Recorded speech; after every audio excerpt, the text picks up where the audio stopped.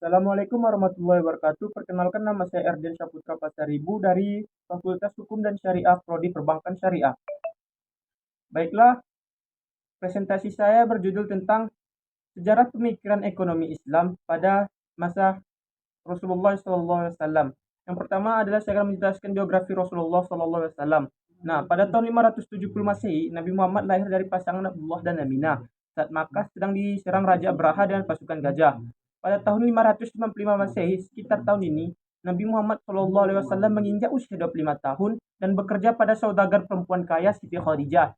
Kagum dengan karakter Nabi Muhammad SAW, Khadijah saat itu berusia 40 tahun menawarkan pernikahan. Pada tahun 610 Masehi, di tahun inilah Nabi Muhammad SAW menerima wahyu. Saat berusia 40 tahun, wahyu tersebut ayat pembuka surah Al-Alaq yang dibawa malaikat Jibril. Nah, pada tahun 613 Masehi, selama 3 tahun wahyu terus turun-menurun.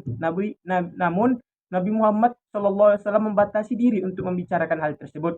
Wahyu baru mulai dibicarakan ketika turun perintah dari Allah Subhanahu wa taala untuk menyebarkan pada masyarakat luas.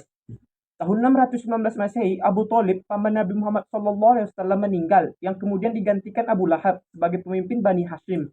Abu Lahab menarik sebuah perlindungan atas Nabi Muhammad SAW dan menegaskan utusan Allah Subhanahu wa taala tersebut dapat diserang. 622 Masehi, sekitar tahun ini, Nabi Muhammad SAW memutuskan hijrah ke Madinah bersama sahabat dan khalifah pertama Abu Bakar. Hijrah adalah perjalanan penting yang menentukan perkembangan Islam di masa yang akan mendatang. 624 Masehi, sekitar tahun ini, 18 bulan setelah hijrah, Allah Subhanahu wa taala memberi perintah mengubah arah wajah dihadapkan saat sholat, atau yang bisa kita sebut juga kiblat. Arah kiblat menjadi Makkah di Masjidil Haram sebelumnya Masjidil Aqsa. Nah, pada tahun 628 Masehi, Nabi Muhammad mengambil keputusan melaksanakan ibadah haji ke Makkah bersama pengikutnya. Suku Quraisy dan penduduk Makkah lain mencegah kedatangan kaum muslim, hingga rombongan Nabi Muhammad berhenti di wilayah Hudaybiyah. 620 Masehi, ibadah haji dilaksanakan sesuai isi perjalanan Hudaybiyah. Sayangnya terjadi serangan dari kaum yang menolak wahyu Allah Subhanahu wa taala pada kelompok muslim, yang mengakibatkan perjanjian tak lagi bisa dilaksanakan.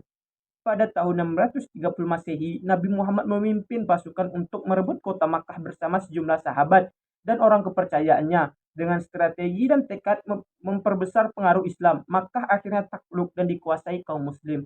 Pada tahun 632 Masehi, Nabi Muhammad sempat memimpin sendiri rombongan haji menuju Makkah dan melaksanakan haji penghabisan. Kesehatan Rasulullah mulai menurun hingga Nabi Muhammad menghembuskan nafas terakhirnya di Madinah. Baiklah, pemikiran ekonomi Islam pada zaman Rasulullah SAW. Secara garis besar, ketentuan dan kebijakan ekonomi pada masa Rasulullah antara lain: kekuasaan tertinggi adalah milik Allah Subhanahu wa taala, dan Allah adalah pemilik absolut atas semua yang ada. Yang kedua, manusia merupakan pemimpin atau khalifah Allah di muka bumi ini. Yang ketiga, semua yang dimilikinya didapatkan oleh manusia adalah karena izin Allah.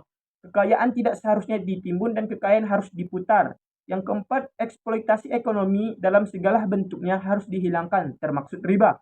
Sumber-sumber pendapatan negara pada masa Rasulullah antara lain yaitu jizyah, yang merupakan pajak yang dibayarkan orang non-muslim, khususnya ahli kitab, untuk jaminan perlindungan jiwa, harta atau kekayaan. Pada masa itu, jizyah dibayar dengan 1 dinar per tahun untuk orang dewasa yang mampu. Yang kedua ialah kharaj. Bisa juga disebut pajak tanah yang dipungut dari non-muslim ketika Khaybar ditaklukkan. Jumlah kharaj yang dibayar tetap, yaitu setengah dari produksi. Yang keempat ialah usur. Usur adalah biaya impor yang dikenakan kepada semua pedagang dibayar hanya sekali dalam setahun dan hanya berlaku terhadap barang lain lebih dari 200 dirham. Mungkin hanya ini yang bisa saya presentasikan dari tugas saya. Bila ada kata-kata yang salah, saya minta maaf. Assalamualaikum warahmatullahi wabarakatuh.